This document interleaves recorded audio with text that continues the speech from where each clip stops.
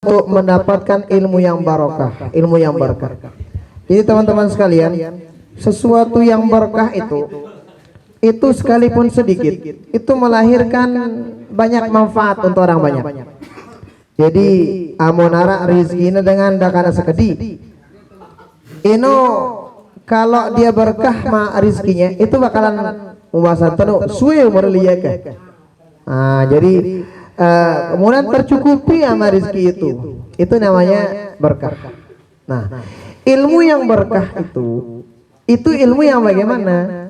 Nah, ilmu yang berkah itu satu di antaranya ilmu yang sah. Ilmu yang sah itu bagaimana? Sembayang itu kan baru sah sembayang tah. Amuna cukup rukun syarat. Cukup rukun syarat salatnya. Ruku nungki iya, wudu iya, itu kan rukun syarat. Maka ilmu yang berkah itu juga itu kita harus tahu dulu syarat-syarat nuntut ilmu, kemudian rukun nuntut ilmu. Setelah itu jaga akhlak sama guru, jaga akhlak sama kitab-kitab. Nah, itu dijelasin sama para ulama. Nah, maka yang mana yang merupakan rukun nuntut ilmu? Rukun nuntut ilmu itu ada 5. Satu, asy-syekh, ada guru. Yang kedua, at-tilmid, ada murid. Yang ketiga, alkitab, ada kitab. Yang keempat, ada al-bi'ah, lingkungan. Yang kelima, ada al-manhaj, metode. 5 ini rukun untuk ilmu. Yang kedua, syarat untuk ilmu kan ada 6. Kalau dalam syair itu alala tanalul ilma illa bisittati sampai selesai. Pertama zakat, cerdas. Kedua wahirs, yaitu kesungguhan dalam menuntut ilmu. Yang ketiga istibar, sabar dalam menuntut ilmu. Keempat itu wabulghah, bekal. Kelima irsyadi ustadzin, yaitu mengambil irsyad, ya bahasa kita pendapat yang baik. Irsyad itu petunjuk dari guru. Yang keenam itu panjang lama waktunya nuntut ilmu. Di samping itu kita jaga akhlak kita sama guru kita. Kalau dalam kitab itu ya akhlak sama guru itu luar biasa. Satu, alla yajlisa makana wa alla yamshiya amama, dan banyak lagi. Di antaranya akhlak kita kepada guru kita satu, apa itu? La tajlis makana. Nak totokol nali guru teh tokol. Misal guru kita di sekolah punya kursi di depan. Nak tokol di kursi. Dia tokol jangan lagu tendang pinjol kursi apa ini. Nah, kenapa? Sampai begitu gitu akhlaknya ulama-ulama dulu itu. Duduk apa itu di tempat guru itu enggak berani banget. Bahasa kualat sini ngidap diri. Itu para ulama dulu. Nah, tapi yang jelas kita udah sebut gitu ya. Yang kedua, Allah yamshiya amama. Kalau jalan itu jangan pernah jalan di depan guru kecuali kalau diizinkan. Juluah boleh. Atau misalnya kita minta izin Pak Guru lah nggak kita aku nih berari julu daripada de beroton. Nah, silakan. Tetapi kalau jalan itu ada bedanya. Jadi kalau jalan sama guru ketika siang hari, maka kita jadi murid belakangan guru entah julu karena itu ngiring. Tapi kalau jalan sama guru pada malam hari, kita yang di depan, guru kita di belakang. Kumbena beh monara ngelongkak agan kita juga tarik daripada guru terbang. Kekelam begitu akhlaknya. Nah, dan banyak lagi akhlak-akhlak sama guru itu. Nah, banyak. Kalau kita taklim itu lumayan banyak lah dijelaskan. Nah, jadi akhlak-akhlak yang begini terlahir dari mana? Terlahir dari baginda Rasul bersama sahabat. Dulu teman-teman sekalian, baginda Rasul kalau jalan sama sahabat yang dicari bukannya baginda Rasul dicari. Lagu lendo baginda Nabi petana. Yang dicari itu apa? Bayangannya baginda Rasul dicari sama sahabat. Kenapa? Baginda Rasul ya sahabat tuh nggak berani nginjak gambar bayangan baginda Rasul dia semal.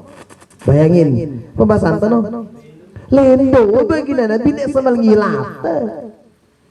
Maka mun teleka biasanya mun itu komentari kan pilo begitu anu teh kan para lendon teh itu sahabat itu saking takzimnya hormatnya kepada baginda Rasul, bayangan sampai bayangan baginda Rasul nggak mau diinjak sama para sahabat, nggak mau dimilih gila atas sih sahabat kita aja, masya Allah luar biasa dia semel para sahabat, apalagi bakalan lewat di depan baginda Rasul nggak ada. Nah, itu dulu para sahabat. Artinya apa? Akhlak-akhlak yang dicantumkan sama para ulama dalam kitab itu bukan yang ngarang-ngarang enggak, tetapi dicontoh dan diambil dari akhlaknya para sahabat kepada baginda Rasulullah Sallallahu Alaihi Wasallam. Nah itu kurang lebih. Nah yang kedua, pertanyaan kedua, itu kan kalau orang punya anak meninggal dunia sebelum balik, itu anak kalau dalam bahasa Al-Quran disebut namanya wildanum mukhalladun. Apa namanya wildanum mukhalladun? Anak yang menjadi pembantu nanti untuk orang tuanya di surga. Jadi bebeano monara meninggal dunia sebelum menebalik, itu anak insya Allah udah keruan surga. Taman surga. Wah kenapa? Satu, dia belum punya dosa salah, sekalipun punya dosa salah nggak dicatat sama Allah Ta'ala. Kenapa? Karena belum balik. Nah, maka ini ada dua makna. Yang satu bahwa ini anak insya Allah udah jelas surganya. Yang kedua, dia bakal menjadi pembantu untuk orang tuanya ketika masuk surga. Nah ini maksudnya ngombe insya Allah arah harapan dengan toa. Nah babaya sini tinggal dunia insya Allah tambah surga, arah harapan insya Allah. Sekalipun ruan enggak ndek keruan, tapi kita tidak tahu akhir hayat orang.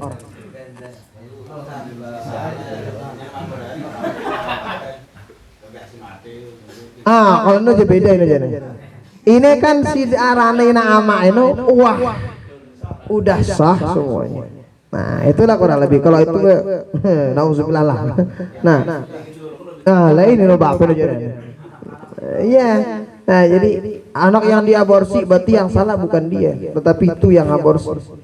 Nah jadi itu kurang lebih. Maka bagaimana seandainya orang tuanya katanya ini anak udah meninggal dunia, tetapi orang tuanya cerai, bau kayak oke.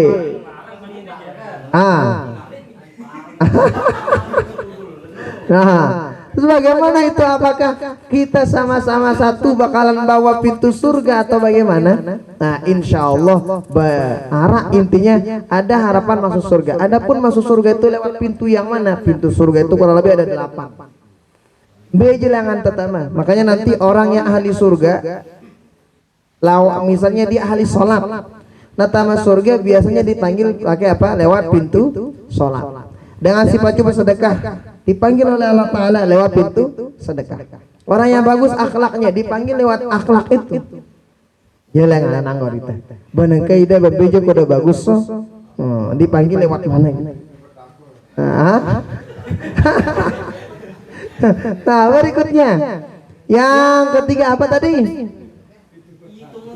Nah apakah dihitung oleh malaikat dosa salah yang terlintas dalam hati ataupun pikiran? Apakah itu ngekino kira-kira si Allah Ta'ala atau si malaikat? Memang kalau Allah Subhanahu wa Ta'ala muhitun bikulli syai', kalau ilmunya Allah itu muhit itu selapu utamakan yang ada di pikiran yang belum kita keluarkan, mungkin yang masih simpan teleate itu kalau kita tahu. Tetapi malaikat mencatat amal soleh dan amal salah itu yang kelihatan, dan ino bahasan teno kelihatan dalam artian de saudara dengan kita ande nganu kenana. Ya artinya dilakuin nama ini, dilakuin nama apa Cendra. Lagu mulai dalam hati jangan diulah nyata si malaikat, tapi ditahu sama Allah. Ulang, enggak dicatat sama malaikat, tapi diketahui sama Allah.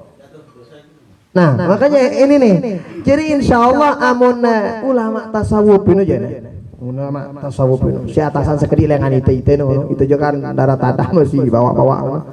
Kalau para ulama itu terlintas dalam hati aja nggak mau. Kenapa? Oke, mungkin nggak dicatat sama malaikat, tetapi berdosa dia. Kenapa? Karena dia tahu sama Allah Subhanahu Wa Taala. Nah, lagu mau nakala-kala sita aja ba, nakala-kala sita aja ba. Hok nak tak ucapan nggak bijulukan penyumpahnya. Nah, udah kali dalam hati, pokok udah somek dengan dalam hati, pokok udah nyumpahnya nak misalnya. Itu bagi malaikat nggak dicatat. Tetapi kalau para ulama-ulama itu, nah dia nabani dalam hati aja nggak mau nyumpah apalagi ngeluarinnya. Nah itu gitu. Makanya kalau para ulama tuh berzikir dengan zikir sir, dengan zikir yang nggak dilantunkan ucapin suaranya, maka itu tetap dapat pahala. Bukan nggak dicatat sama malaikat, iya, tetapi kan Allah mengetahuinya.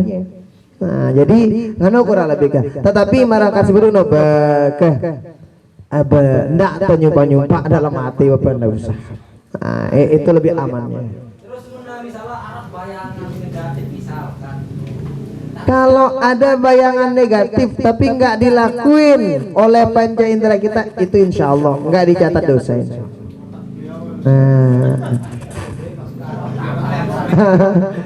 Enggak, insya Allah nggak dicatat selama itu mah bayangan jangan ono jadi.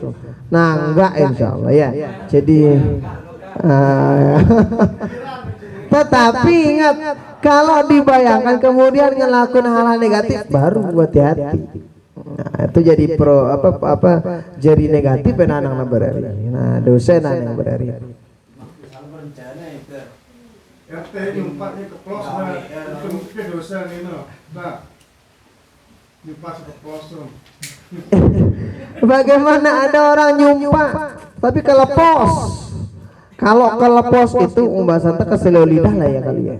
Mau nak kelepos, lagi ingat seren kelepos no kalimbeh. Ijo kelepos kan aku bilang jarak nyumpah.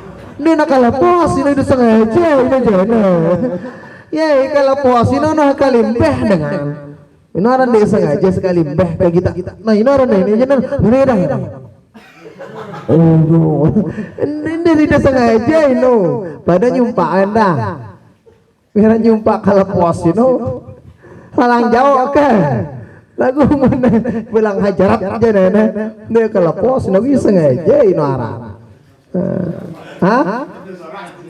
Nah, makanya nanti kita lihat. Ada nanti kita lihat bagaimana akhlak baginda Rasul ketika berjorah sama sahabat. Apa kira-kira ngumbe akhlak baginda Nabi yang mana berjorah? Nah, apakah ngeniki nanti kita lihat. Nah, supaya apa? Ya paling tidak pejorahan terperiki adeng-adeng kan mengenuh. Nah, jadi itu sama dengan orang yang misal ini arak niatnya dalam hati ngerjain yang tidak. Di sini kita lihat apa namanya Ar-Rahman Rahimnya Allah Subhanahu Wa Taala. Ada orang dalam hatinya berniat ngerjain yang tidak, berencana untuk ngerjain sinde iya, tetapi nggak jadi ngerjain yang tidak. Kira-kira ada berdosa apa pahala? Lu aroh. Ya, nara aroh le malaikat. Lu aroh kan. Ada orang nih berniat ngerjain yang jelek, urung ngawi si jeleknya. Kira-kira menurut sida semua dapat pahala apa dosa? Pahala. Kenapa? Pahala apa nih? Apa pahala kita sudah kelepos ini? Pahala apa? Orang yang begini modelnya dia dapat pahala. Apa pahalanya? Pahalanya nggak jadi ngerjain kejelekan. Mau ya pahala ini? Ini dalam riwayat ini badaidah hadis ngenong kata man hamma bisayyi'atin sayyi berniat gawe pogoyan cengi walam ya'mal biha lagu dia narang gawe maka dapat pahala. Apa pahalanya? Nggak jadi ngelakuin dosa salah. Jadi kalau bab dosa orang itu enggak dicatat berdosa sama Allah Ta'ala selama tidak dilakuin sekalipun diniatin, tetapi enggak dicatat selama tidak lakuin sekalipun diniatin. Tetapi kalau bab pahala, ini kalau bab pahala selama diniatkan,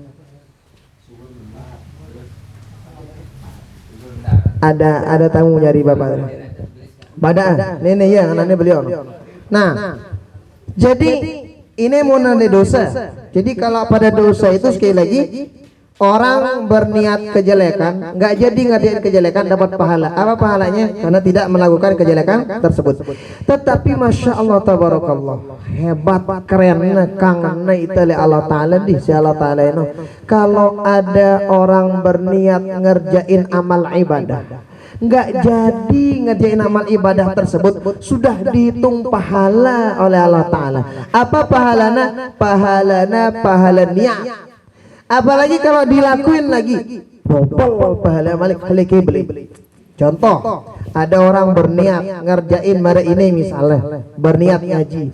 Lagu karena mungkin ada tamunya nggak dapat ngaji, maka dia udah dapat pahala. Pahalanya apa? Pahala niat ngaji. Kalau dia hadir di majelis itu sampai dia pulang, dari udah berniat sampai pulang lagi udah dihitung pahala. Angkan nengke ini mulai berniat ku ngaji kalam kami semudi kan. Oh itu pahala lengan kalam ini mau. Apalagi tegawe. Ini kasih sayang Allah kepada seorang hamba. Hebat dia Allah Taala papahna dosa aja nana mundi gawe dia catat. Tapi kalau pahala masya Allah baru diniatin aja udah dicatat pahala oleh Allah Subhanahu Wa Taala. Nah gitu kurang lebih. Maka selama tidak dilakuin masih bayang-bayangan, masih niat-niat, deman masih. Mau berniat haji aja itu ngapa pahala salah tala lagu tatu kisi berusaha. Oh. Nggak cengen niatna. Paya tebaling nah wasal aku ngindam memanuk ini misal. Nah lagi maling manuk dengan aku urungnya malingnya pahalamu. Apa pahalanya? Nggak jadi maling. Makanya masya Allah ini kasih sayang Allah kepada kita kurang lebih.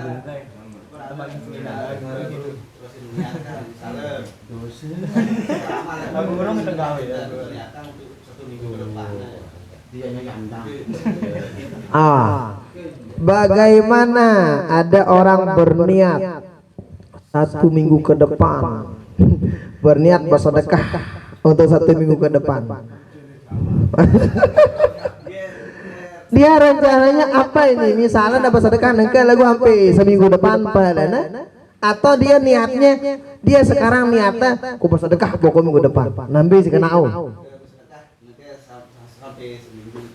Bisa misal berniat kita sedekah misal nih pitu yu sedekah hang tajelu ini kita jatahin setiap 1 hari 1.000. Jadi ya pitu yu sedekah hang nengke untuk seminggu ke depan boleh nggak apa-apa. Tetapi alangkah lebih baiknya amun si bilang jelu dah ada karena siu lagi ini bilang jelu dah ada kan 500 bilang jelu itu lebih hebat. Dan ingat orang kalau sedekah itu tuh sedikit sedekah itu tetap itu lebih hebat daripada nalui lagu kalimbeh. Apalagi malik apa anak nalui tetap malik. Makanya bau masih ngombe-ngombe kayaknya sedekah anu masih yang potowahnya bota. Makanya ya itu dijelasin ada di kudusi mengatakan apa katanya hadis kudusi itu begini katanya kurang lebih Allah Ta'ala itu sangat demen ya gati Allah Ta'ala. Allah itu demen sama siapa? Orang kaya yang gemar sedekah demen Allah Ta'ala. Tetapi Allah Ta'ala asyaddu hubban lebih demen kepada siapa? Orang miskin yang gemar bersedekah. Amun kaya pun gemar sedekah aja mulai luwih kaya pengen jama ino. Lagu mun dengan miskin demen bersedekah itu lebih dicintai oleh Allah Subhanahu Wa Ta'ala. Kenapa? Karena dalam keadaan tidak ada dia masih bisa menyempatkan dirinya untuk bersedekah. Ada 3 kurang lebih itu. Itu Allah Ta'ala cinta sama ini. Tapi ada lebih dicintai lagi sama Allah Ta'ala. Salah satunya ini orang kaya sedekah dicintai sama Allah Ta'ala. Orang miskin sedekah lebih dicintai oleh Allah Subhanahu Wa Ta'ala. Begitu kurang lebih. Oke, pertanyaan berikutnya.